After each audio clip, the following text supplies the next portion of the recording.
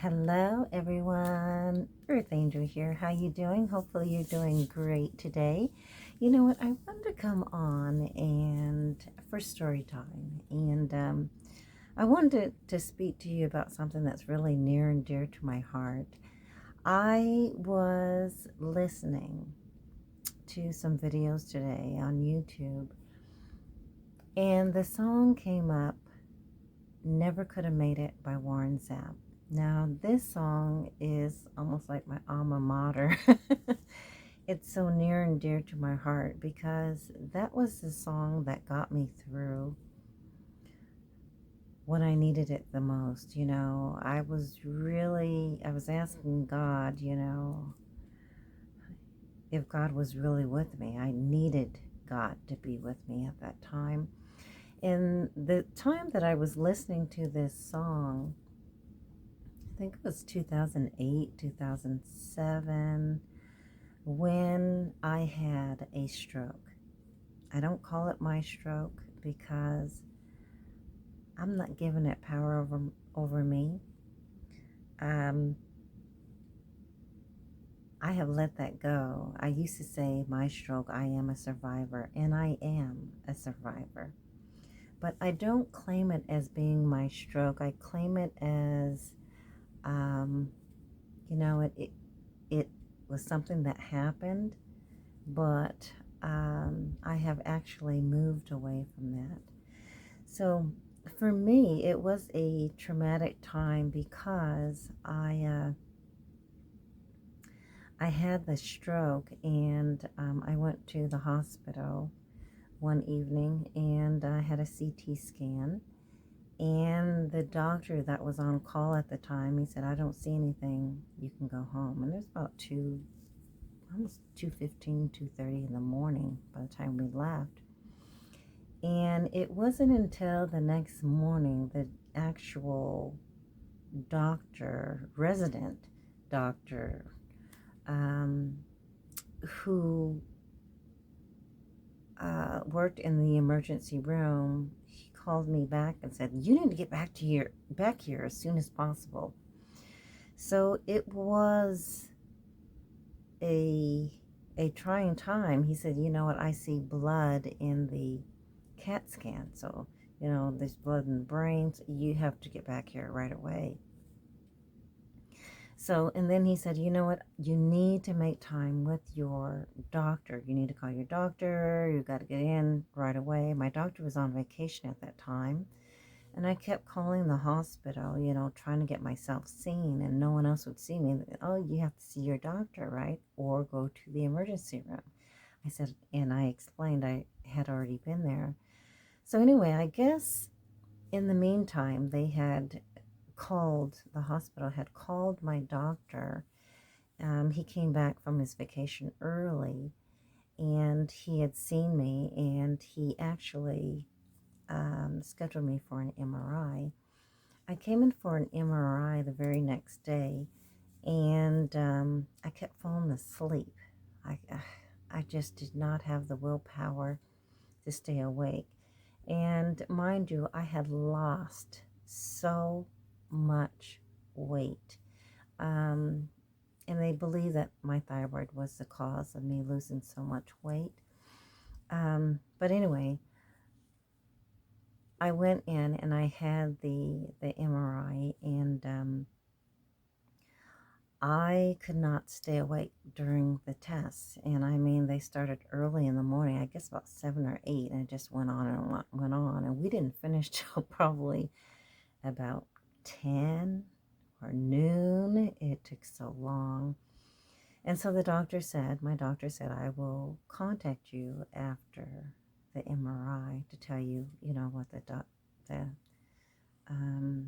the doctor who actually reads the MRI says." So I kept calling and calling. It was like 4 o'clock, then 5 o'clock. I'm like, I think they close at 5. It was a Friday afternoon, and I was home alone. I didn't get a call from the doctor till about 6 p.m. And he said, "I'm sorry." I was like, "What?" He goes, "I'm sorry." I don't believe you're going to make it through the weekend. What? I was very shocked, and I was like, well, should I come to the hospital then so you guys can watch me, take care of me? And he was like, there's nothing I could do. There's nothing we can do. And I'm thinking to myself, oh my gosh, what am I going to do? They don't want me to come to the hospital. Isn't that what the hospital is for, to take care of you, right? So I called my sister right away, one of my sisters, and because we have a very big family. And, the very first thing that she said out of her mouth after I had said, I told her about the thing, she said, the devil is a liar. And I am so grateful at that time that she said that. She showed me so much strength and so much support, which was exactly what I needed at that time, because I was shocked. I was, I didn't know what to think. So the only thing that I could think of doing was to just rest and pray. I said, I'm not going to do anything. The doctor says I can't come there, so I'm just going to rest and pray. And that's what I kept doing. I kept resting. I kept praying. And I do remember Sunday coming, and I was like, okay, well, if I'm not going to make it, it's Sunday. I don't know why that was my mindset. But Sunday evening, I do remember, before going to bed, I said a prayer and to God, and I said, whatever will be, but I would truly like to make it. I don't want my life to be over, so soon. So I said my prayer, and I went to sleep. Monday morning came, and I opened my eyes, and the very first thing out my mouth was, I made it through the weekend.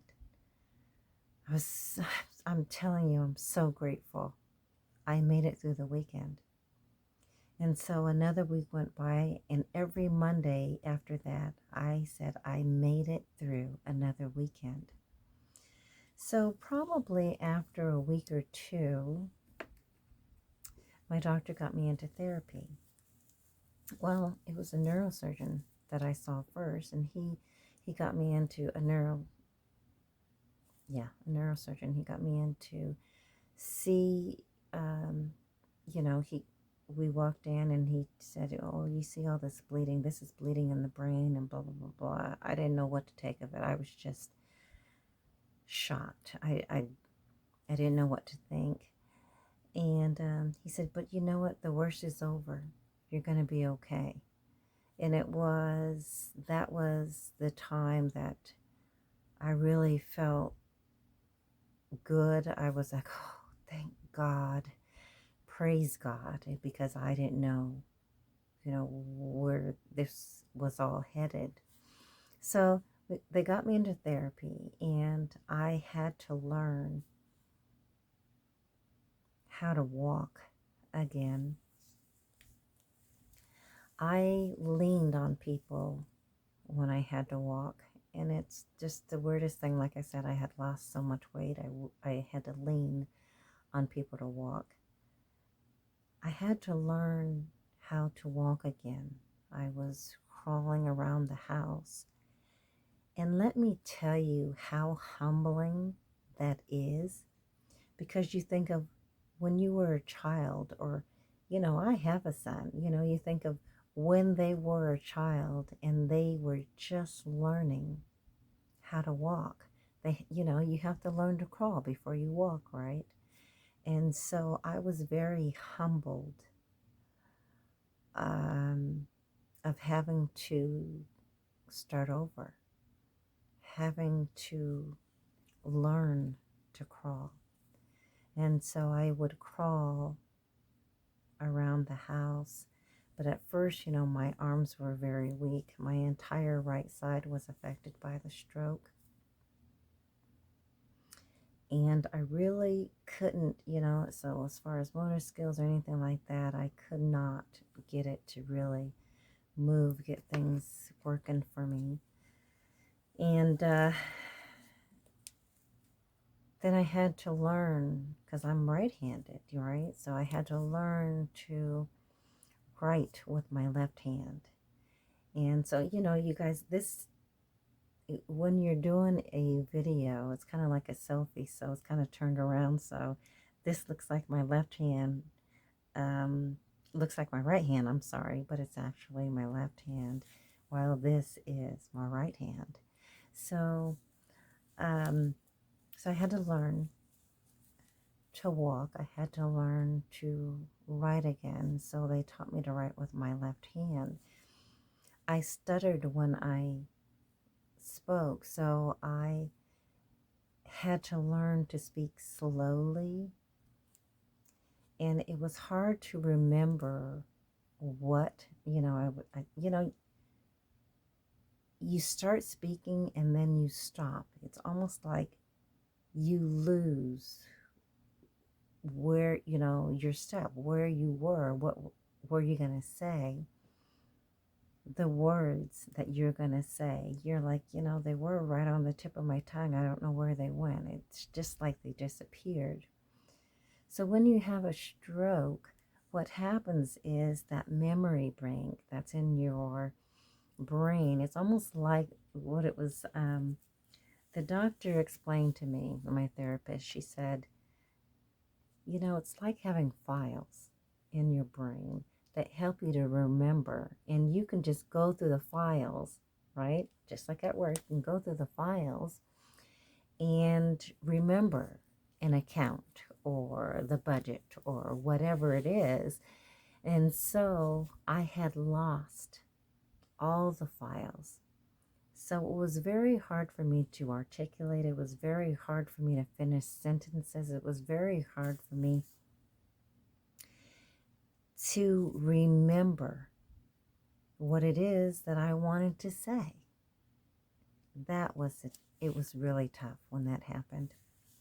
My leg was affected. So, I've been a runner, my Junior Olympics back in my Hawaii days. And so having a stroke and not being able to run again, oh my gosh, it really bruised it really hurt my heart. I'm telling you that right now, because you're like, I've always had the confidence, to get up, get myself back up and going again.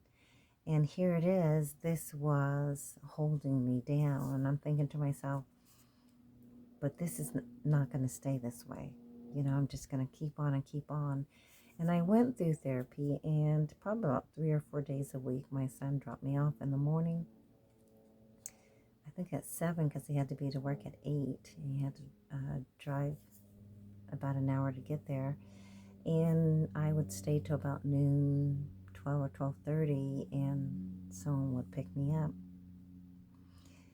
It was a very humbling time. I have to say that I am very grateful for the help that I received, for the support of family, friends, and of that one person who actually was there to help me through it all. So my mom had taken time off from work. She was working at the time, and she would stay with me day and, until the end of the day. And then she would leave. She would go home. But every morning she was there faithfully with me. And I had my sisters, checking on me. I had a sister who came, and she would just show up, she'd show up and check up on me and make sure that I was okay. And I would just crawl down the stairs, and I don't even think that she knew it. I would crawl down the stairs, and I would then, after I got to the bottom of the stair, I would lean on the stairwell, you know, I would lean onto it to try to help me up. And then it was only like 2 or 3 steps to the door, and I would hold on to it and I would open the door. And so I would just walk very slowly, and or I would just sit right back down on the stairs. And she would stay, and we would talk for a little bit, and which gave me a lot of encouragement. Believe it or not. Oh my gosh. So I'm very grateful for the help, the support that I received in life. Some people say, you know what, no, I did it by myself. Well, there were a lot of aspects or a lot of parts that you had to do on your own, I'm sure. But you also receive help from family or friends, or for someone who is near and dear to you. And that's one thing that we must remember, right? We're grateful, must be grateful for the help that you did receive. So I would stay after a while when everyone had to go back to work. The person that I was with at the time was nice enough to put sandwiches and water and juice and an ice chest and put it in the room upstairs with me. I didn't have anyone to take care of me. It was just me. And I was like determined to take care of myself, determined to get through it, right? So I did that. And then after a while, I, would climb down the stairs. I'd go down, Remember when, as kids, we would sit on the stairs and you just boom, boom, boom. That's what I would do. Go down the stairs like that.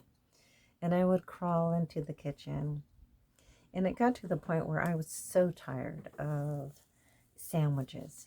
And I wanted to make myself some eggs and some bacon, or some eggs and some sausage, or eggs and toast, or something like that. And so I told myself that I am going to get back to being able to take care of myself, feeding myself, feeding my family, doing whatever I need to do. And that actually helped me. It may have taken a long time to make me something to eat, but it actually helped me get myself back, get my spirits up, to remind myself that I am somebody and I can do it. Put your mind to it, you can do anything.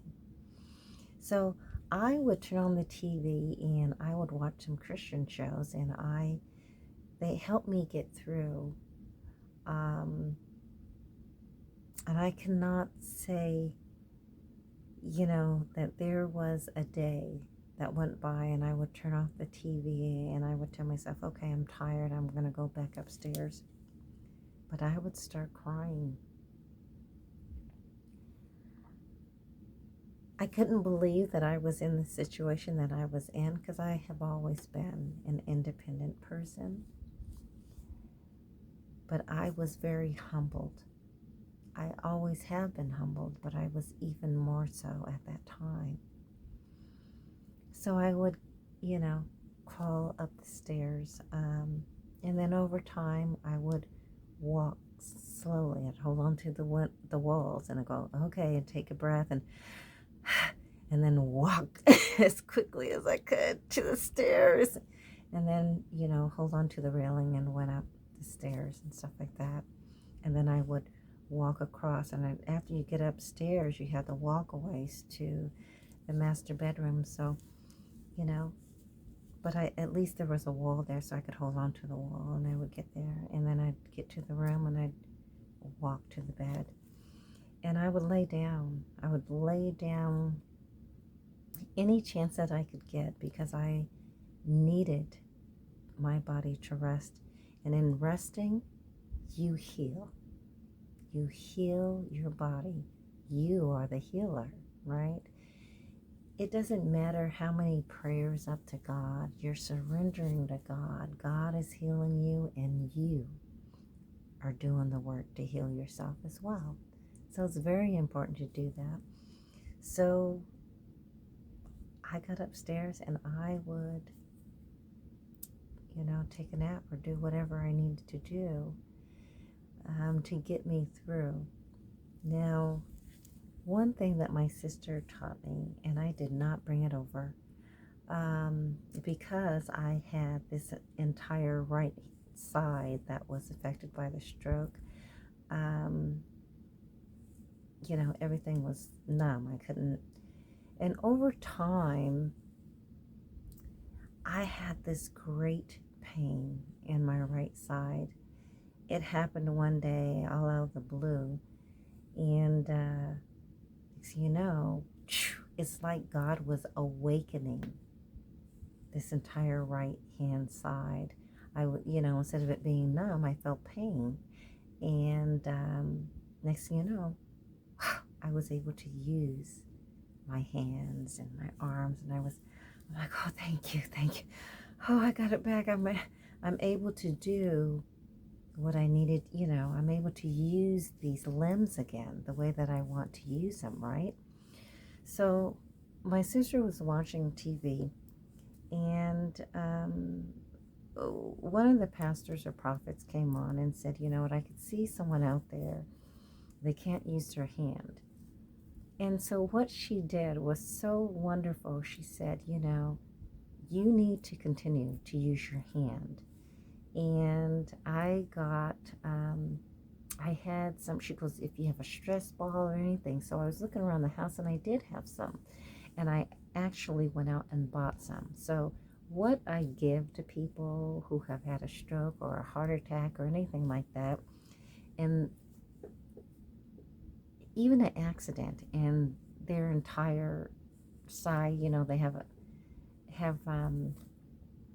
problems with their sides or anything like that, their hands, I give them a stress ball, because if you continue to use that stress ball, you will get back using your hands again, right?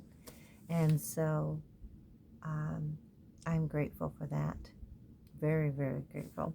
But anyway, so I wanted to share all of this with you, only to say that every day we should be grateful for the collective. We should be grateful for one another. One way or the other, you were helped along the way. You were guided.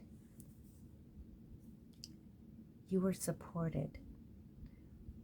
There are some of us who think, no, or I hear people saying, nope, I did it all on my own. Did you? Did you really do it all on your own? Maybe you're married and you had to work hard to start your own business. But you know what? You have a wife or a girlfriend at home who's raising the kids. Did you really have to do it on your own? No. You had help. If you didn't have that type of support, it would have been even harder on you.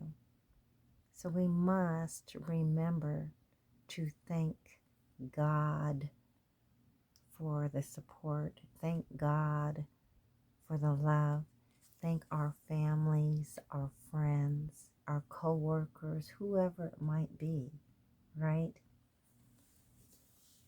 Because they have helped you get through some serious rough spots. We have to change our mindset. We have to change our way of thinking. It's not me. I didn't raise myself from a child to now. I had help. So I am grateful for everyone. I am grateful for you, because without you, there would be probably no, well, I can't say there wouldn't be a me, because I would be on another platform or something. But I am grateful for you, because you come on and you listen to my YouTube videos. I'm amazed at how many views that I have now, and I am grateful for you, right? I just ask you to please hit the like button more. Please subscribe. For those of you, you like watching my videos, please subscribe and show me your support. Anyway, I just wanted to come on and share that with you. Please share it with someone who may have been hurt or may be going through something. It doesn't matter if they had a stroke, if they had a heart attack. It doesn't matter what it is. It could just be they're having a rough patch in their life and they needed to go, get over this hurdle. Let me be the one to help you. I love you guys so much. Thank you. And I will see you on the next video. Peace out. Take care.